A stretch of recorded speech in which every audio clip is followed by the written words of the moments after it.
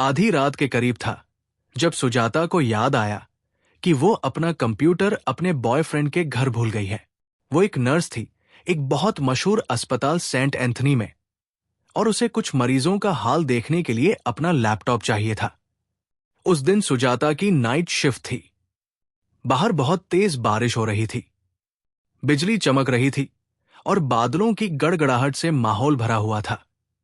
लेकिन लैपटॉप उसके लिए बहुत जरूरी था, इसलिए उसे अपने बॉयफ्रेंड के घर वापस जाना पड़ा। उसने अपने बॉयफ्रेंड रवि को कई बार कॉल किया, लेकिन उसने फोन नहीं उठाया। उसके दोस्तों ने उसे वहीं रुकने या उनका कंप्यूटर इस्तेमाल करने की सलाह दी, लेकिन उसने जिद की कि उसे अपना ही कंप्यूटर इस्तेमाल करना है। जिद्दी होकर वो बारिश में भागी और अपनी कार तक पहुंची। हेडलाइट जलाकर वो सावधानी से, लेकिन जितनी तेज हो सके, गाड़ी चलाकर उसके घर पहुंची। जब वो उसके घर पहुंची तो उसने गाड़ी बाहर खड़ी की और अंदर कंप्यूटर लेने के लिए भागी। लेकिन वो हैरान रह गई जब उसने लिविंग रूम में एक औरत के कपड़े बिखरे हुए देखे। रवि का फोन टेबल पर रखा था, लेकिन वो कहीं दिखाई नहीं दे रहा था। धीरे धीरे सुजाता घर में उसे ढूंढने लगी, और जब वो उसके कमरे में पहुंची तो उसने उसे नेहा के साथ देखा। रवि, उसने चिल्लाया। रवि बिस्तर से कूद पड़ा जब उसने उसे देखा। सुजाता, तुम यहां क्या कर रही हो? क्या आज तुम्हारी नाइट शिफ्ट नहीं है? मैं माफी चाहता हूं। ये वैसा नहीं है जैसा दिख रहा है, रवि हकलाया। सुजाता ने जल्दी से अपना कंप्यूटर उठाया और वहां से निकल गई। वो कार में बैठी और जोर जोर से रोने लगी। सुजाता बहुत टैलेंटेड नर्स थी जो सेंट एंथनी में काम करती थी। ये शहर का सबसे बड़ा और मशहूर अस्पताल था। उसके पास सब कुछ था, अच्छी नौकरी, आर्थिक सुरक्षा। लेकिन उसकी जिंदगी में एक ऐसा आदमी नहीं था जो सच में उसे प्यार और सम्मान दे। कई सालों से सुजाता अलग अलग आदमियों से दिल टूटने का दर्द झेल चुकी थी। वो रवि के साथ 3 साल से थी, और जैसे ही उसे लगा कि रवि बाकी सबसे अलग है, उसने भी धोखा दिया। रोने के बाद उसका गुस्सा दुनिया पर उतर आया। वो कड़वी हो गई और लोगों का घर तोड़ने में मजा लेने लगी। उसने खुद से कहा, अगर मैं खुश नहीं रह सकती, अगर मेरा अपना खुशहाल परिवार नहीं हो सकता, तो किसी और का भी नहीं होना चाहिए। सुजाता पूरी तरह बदल गई। जब भी वो अस्पताल में किसी खुशहाल शादीशुदा जोड़े को देखती, उसका गुस्सा और बढ़ जाता। उसने नवजात बच्चों को बदलना शुरू कर दिया ताकि लोगों का घर टूटे। जिस अस्पताल में वो काम करती थी वो बहुत मशहूर था, इसलिए बहुत सी गर्भवती औरतें वही रजिस्टर होती थी। सुजाता ध्यान से देखती कि कौन कौन सी औरतें खुशहाल शादीशुदा है और कौन सी पहले से ही शादी में परेशानी झेल रही है। हर रात वो धीरे से बच्चों के वार्ड में जाती और जिन औरतों के परिवार खुशहाल थे उनके बच्चों को बदल देती। अगले दिन मां बाप अपने साथ वो बच्चा घर ले जाते जो असल में उनका बच्चा नहीं था। उसका मकसद था विवाद पैदा करना और उनके रिश्ते तोड़ना। उसे पता था कि डीएनए टेस्ट ज्यादातर पिता और बच्चे के रिश्ते के लिए होता है, मां के लिए नहीं। इस तरह सुजाता कई सालों तक ऐसा करती रही बिना पकड़े जाने के, और धीरे धीरे उसे इसमें बहुत मजा आने लगा। शहर के दूसरी ओर एक नया शादीशुदा जोड़ा था, आदित्य और पूजा। पूजा बहुत सख्त हिंदू परिवार में बड़ी हुई थी, इसलिए उसे रिश्तों का कोई अनुभव नहीं था। उसके मां बाप शंकरलाल और ललिता बहुत सख्त थे और हमेशा ध्यान रखते थे कि वो घर पर ही रहे, या तो किताबें पढ़े या घर का काम करे। आदित्य एक बहुत सम्मानित आदमी धर्मनाथ का बेटा था। पढ़ाई पूरी करने के बाद वो विदेश से वापस लौटा था और बसना चाहता था। उसके मां बाप ने उसे पूजा के बारे में बताया कि वो कितनी समर्पित, आदर करने वाली और शांत स्वभाव की है। जब आदित्य ने पूजा से मुलाकात की तो उसकी सुंदरता से प्रभावित होकर उसने उससे शादी करने का फैसला किया। लेकिन पूजा कुंवारी थी और उसने साफ कहा कि शादी से पहले वो किसी के साथ यहां तक कि अपने मंगेतर के साथ भी शारीरिक संबंध नहीं बनाएगी। आदित्य उसे सच में प्यार करता था, और जब उसे पता चला कि वो वाकई कुंवारी है तो वो बहुत खुश हुआ। उनकी शादीशुदा जिंदगी बहुत खुशहाल थी और दोनों एक दूसरे को गहराई से प्यार करते थे। कुछ ही समय में पूजा गर्भवती हो गई। जब पूजा की प्रेगनेंसी 5 महीने की थी, तब आदित्य की नौकरी में उसे दूसरी सिटी ट्रांसफर कर दिया गया। ये प्रमोशन था, इसलिए वो मना नहीं कर सका और पत्नी को लेकर नए शहर चला गया। नए शहर में पूजा ने अच्छे अस्पताल की तलाश की। ज्यादातर लोगों ने सेंट एंथनी की सलाह दी, जहां सुजाता काम करती थी। अच्छे से बसने के बाद आदित्य अपनी पत्नी को लेकर सेंट एंथनी पहुंचा ताकि वो एंटीनेटल क्लासेस के लिए रजिस्टर करवा सके।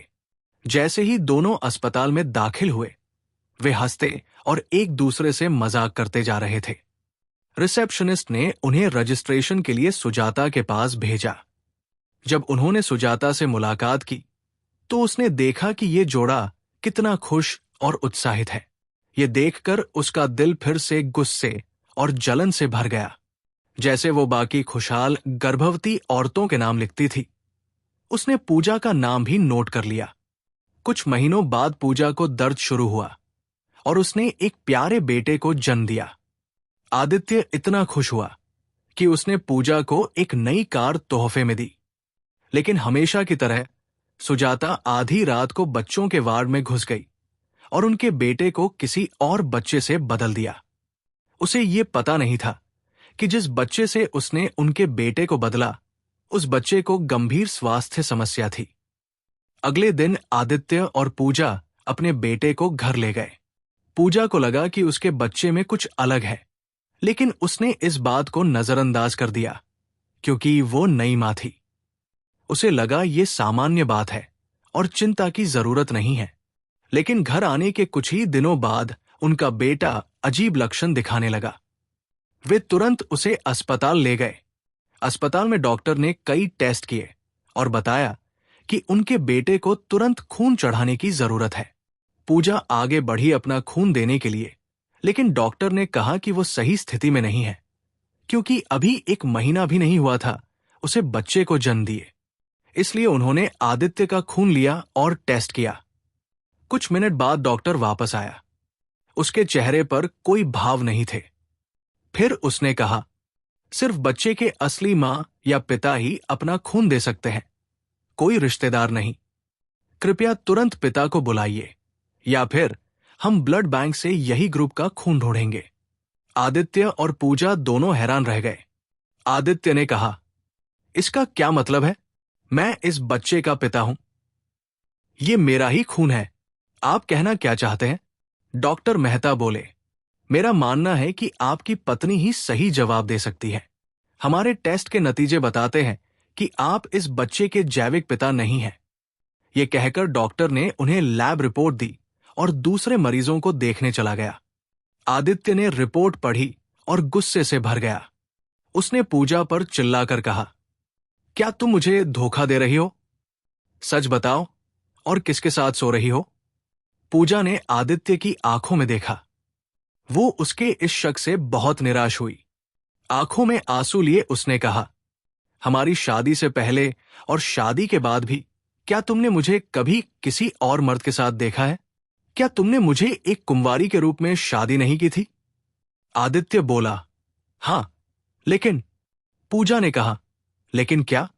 तुम मुझे जानते हो, मैं भगवान से प्यार करती हूं और तुमसे भी। मैं तुम्हें कभी धोखा नहीं दे सकती, कभी व्यभिचार नहीं कर सकती। आदित्य गुस्से में बोला, तो फिर तुम क्या कह रही हो? डॉक्टर गलत है, टेस्ट नकली है, मैं डीएनए टेस्ट करवाऊंगा। अगर साबित हुआ कि मैं इस बच्चे का पिता नहीं हूं, तो हमारी शादी यही खत्म समझो। पूजा घुटनों पर बैठकर उससे विनती करने लगी, लेकिन उसने उसे धक्का देकर दूर कर दिया। उसने डॉक्टर से डीएनए टेस्ट करने को कहा। जब रिपोर्ट आई तो साफ हो गया कि आदित्य का उस बच्चे से कोई जैविक रिश्ता नहीं है। पूजा की आंखें आंसुओं से लाल थी। ये सब देखकर सुजाता को जरा भी पछतावा नहीं हुआ, बल्कि उसे मजा आ रहा था एक और औरत को रोते और पीड़ित होते देखकर, जैसे वो पहले खुद हो चुकी थी।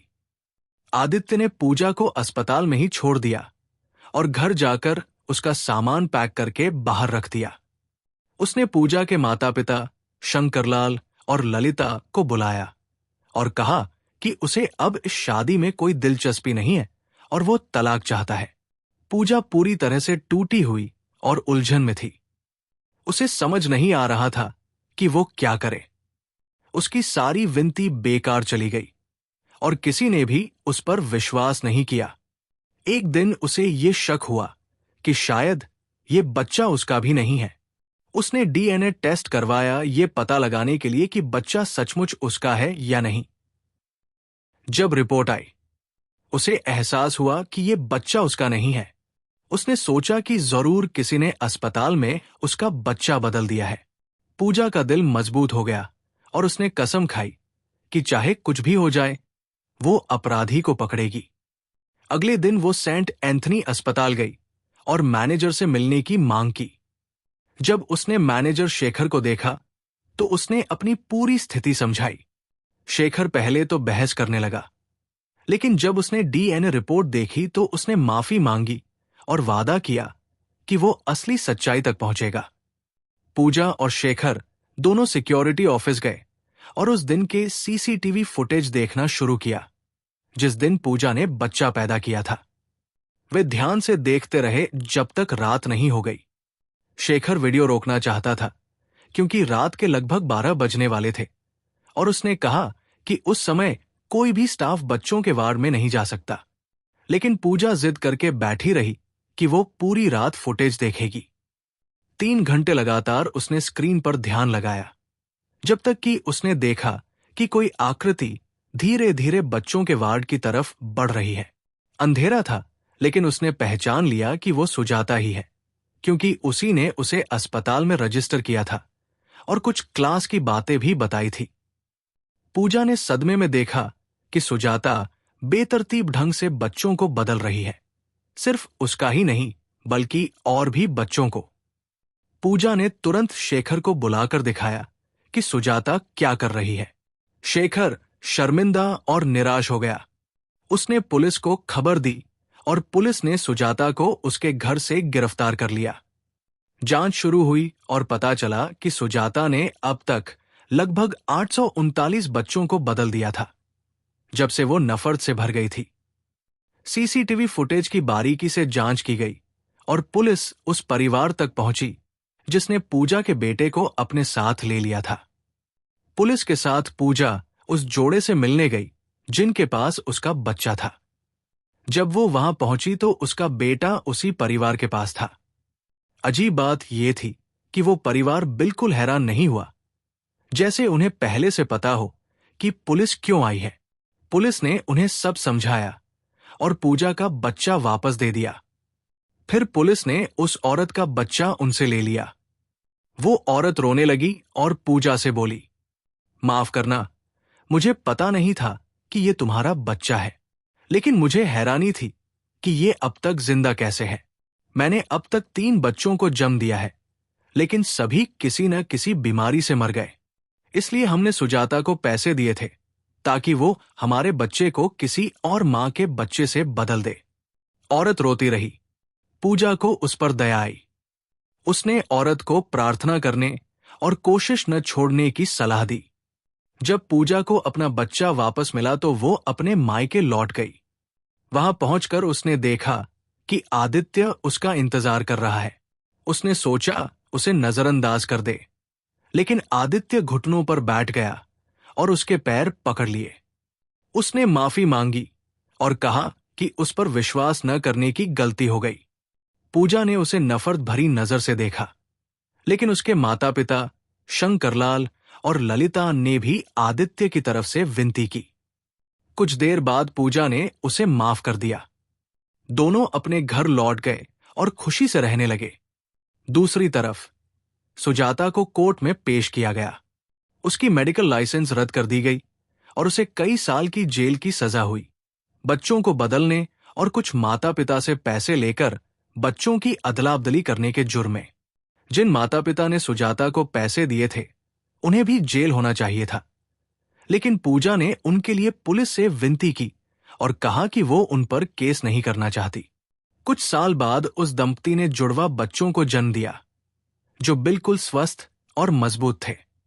जेल में रहते हुए सुजाता से उसका एक पुरुष सहकर्मी अनिल मिलने आया।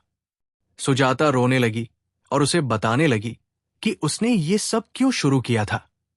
उसके सहकर्मी ने कहा, मैं तुमसे बहुत प्यार करता हूं सुजाता, इतने सालों से मैं तुमसे गहरा प्यार करता रहा हूं और मैंने अपनी पूरी कोशिश की तुम्हारा ध्यान पाने के लिए, लेकिन तुम हमेशा दूसरे आदमियों पर ध्यान देती थी। यहां तक कि जब रवि ने तुम्हारा दिल तोड़ दिया तब भी मैं तुम्हारे साथ था, लेकिन तुमने मुझे हमेशा सिर्फ एक सहकर्मी समझा, उससे ज्यादा कुछ नहीं। तुम खूबसूरत हो और पूरी तरह काफी हो। मैं कभी तुम्हें धोखा नहीं देता, लेकिन शायद किस्मत को यही मंजूर था। पूजा बहुत जोर जोर से रोई जब वो चला गया। उसने अपनी बाकी जिंदगी अपने किए पर पछताते हुए बिताई। वो जानती थी कि उसके सहकर्मी अनिल के दिल में उसके लिए फीलिंग्स थी, लेकिन उसने उसे छोटा समझा क्योंकि उनकी सामाजिक स्थिति अलग थी। काश उसने उसे एक मौका दिया होता। भरोसा हर शादी की रीढ़ होता है, चाहे सबूत कितना भी साफ क्यों न हो। हमेशा अपने साथी को शक का फायदा दो। वे तुमसे इतना तो डिजर्व करते हैं। हर कोई पहली बार में सही नहीं होता। कभी कभी हम गलत लोगों से कई बार निराश होते हैं, ताकि जब सही इंसान आए तो हम उसकी सही कद्र कर सकें। दूसरों के किए काम तुम्हें बदलने पर मजबूर न करें। हमेशा अच्छे बने रहो और अच्छे बने रहने की कोशिश करो, चाहे बुरे बनने का कितना भी लालच क्यों न हो।